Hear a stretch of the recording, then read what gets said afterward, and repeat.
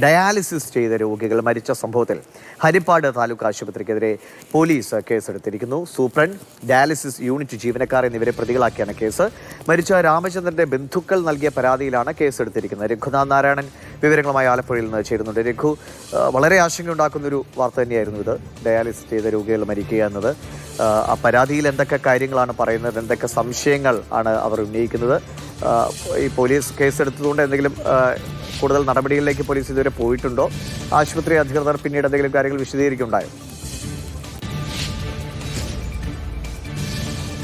ദിവിഷ്, കഴിഞ്ഞ മാസം 29-ാം തീയതി ഹരിപ്പാട് താലൂക്ക് ആശുപത്രിയിൽ ഡയാലിസിസിന് വിധേയരായ 3 പേർക്കാണ് ശാരീരിക ബുദ്ധിമുട്ടുകൾ ഉണ്ടായത്. വിവിധ ആശുപത്രിയിൽ ചികിത്സയിലിരിക്കെ കായംകുളം സ്വദേശി മജീദും ഒപ്പം തന്നെ ഹരിപ്പാട് സ്വദേശി രാമചന്ദ്രനും മരിച്ചു. ഇന്നലെയാണ് രാമചന്ദ്രന്റെ ബന്ധുക്കൾ ഹരിപ്പാട് പോലീസ് സ്റ്റേഷനിൽ പരാതി നൽകിയത്. അതിന്റെ അടിസ്ഥാനത്തിലാണ് കേസെടുത്തത്.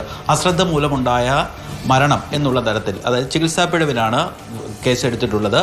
ആശുപത്രി സൂപ്രണ്ട് മുതൽ ഡയാലിസിസ് യൂണിറ്റിലെ ജീവനക്കാർ വരെയാണ് പ്രതികൾ. പോലീസിന് ഈ കേസിൽ ചില പരിമിതികളുണ്ട്. കാരണം ചികിത്സാ പിഴവാണ്. അതുകൊണ്ട് ഒരു വിദഗ്ധ സംഘത്തെ മെഡിക്കൽ ബോർഡ് രൂപീകരിക്കണമെന്ന് ആവശ്യപ്പെട്ട് SHO അധികം വൈകാതെ തന്നെ DMOയ്ക്ക് കത്ത് നൽകും. ഇതിൻ്റെ അടിസ്ഥാനത്തിൽ മെഡിക്കൽ ബോർഡ് രൂപീകരിച്ചതിന് ശേഷമായിരിക്കും അന്വേഷണം മുന്നോട്ട് പോകുക.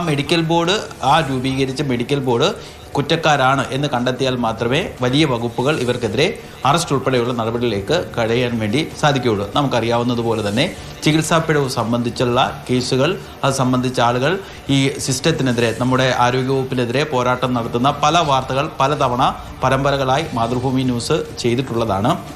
ഒരു കേസിലും ചികിത്സാ പിഴവ് മൂലമാണ് മരണമെന്ന് ഇതുവരെ കണ്ടെത്താനായിട്ടില്ല. സ്വാഭാവികമായിട്ട് തന്നെ ഡോക്ടർമാരൊക്കെ തന്നെയാണ് ഈ കേസ് അന്വേഷിക്കുന്നത്.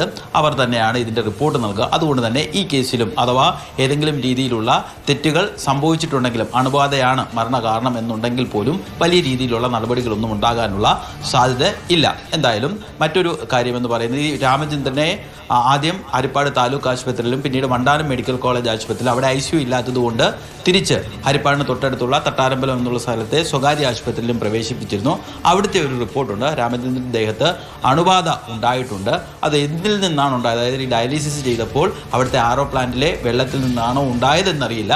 പക്ഷേ രാമചന്ദ്രന് അണുബാധയാണ് മരണകാരണമെന്നുള്ളൊരു സ്വകാര്യ ആശുപത്രി റിപ്പോർട്ട് ആരോഗ്യവകുപ്പിന് കൈമാറിയിട്ടുണ്ട്.